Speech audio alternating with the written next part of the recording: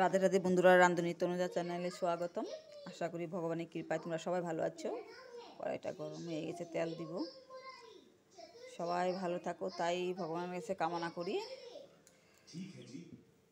তেলটা গরম হয়েছে, সরষের সময় দিব। আজকে কেরিল্যান্ড ডিক্স বানাইব, ভেজিটেবল দিয়ে কেরিল্যান্ড ডিক্স বানাবো। সরষেটা সম্বাদ দিয়েছি আর দুটা কাঁচা শুকনো লঙ্কা দিব,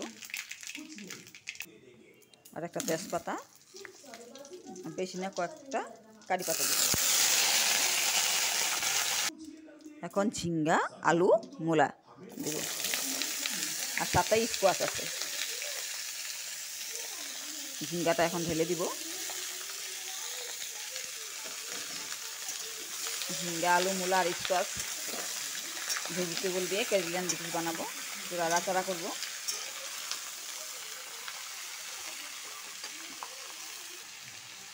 পরিমাণ মতন নুন দিয়ে দিব, আর একটু হলুদ দিব, আদা চামচের মতন। এটা ভালো করে নাড়াচাড়া করবো।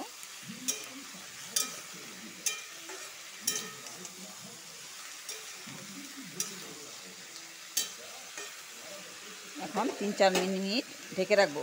ভেজিটেবলগুলি একটু ভালো করে সিদ্ধ হয়ে যাবে, ঢেকে রাখবো। এখন ঢাকনাটা খুলে দেখব।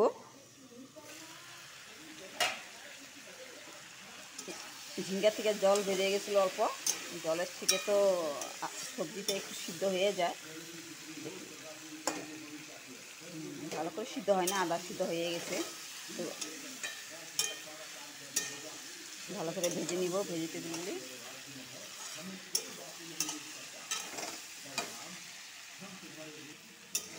ভালো করে ভাজা হয়ে গেছে। এখন জিরার পেস্ট, ধনিয়ার পেস্ট আর কাঁচা লঙ্কা পেস্টটা ঢেলে দিব।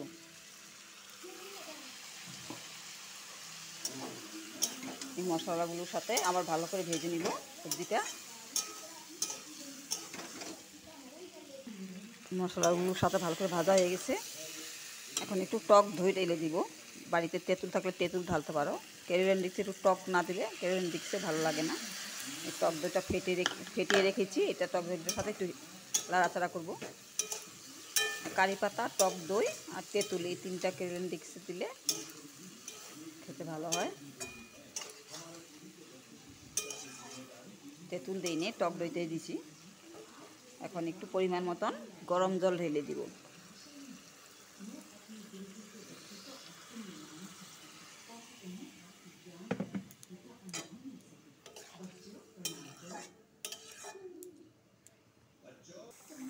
হয়ে গেছে কেরিল্যান্ড ডিক্স। এখন একটু নামানোর আগে একটু চিনি দিয়ে দিব, নাড়াচাড়া করব। দেখবো সব সিদ্ধ হয়েছে কিনা। হ্যাঁ, ভালো করে সিদ্ধ হয়ে গেছে।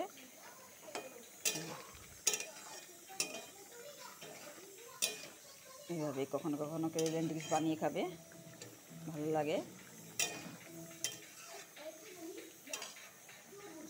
তোমরা যদি বেশি টক ভালোবাসো একটু তেঁতুল দিতে পারো। আমি টক দই দিয়েছি, আর একটু তেঁতুলও দেওয়া যেত। একটু টকটা বেশি হয়ে গেলে অনেকে ভালো পায় টকটা, আর অনেকে মানে টকটা একটু কম খেলে খালি টক দই দিবে, অত টক হবে না, আলাদা টেস্টি একটা লাগে।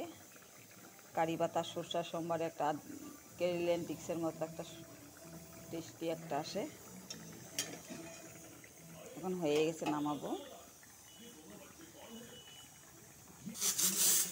বাড়িতে ধন্যবাদ থাকলে ধন্যবাদ দিয়ে দিবে, ধন্যবাদ নেই।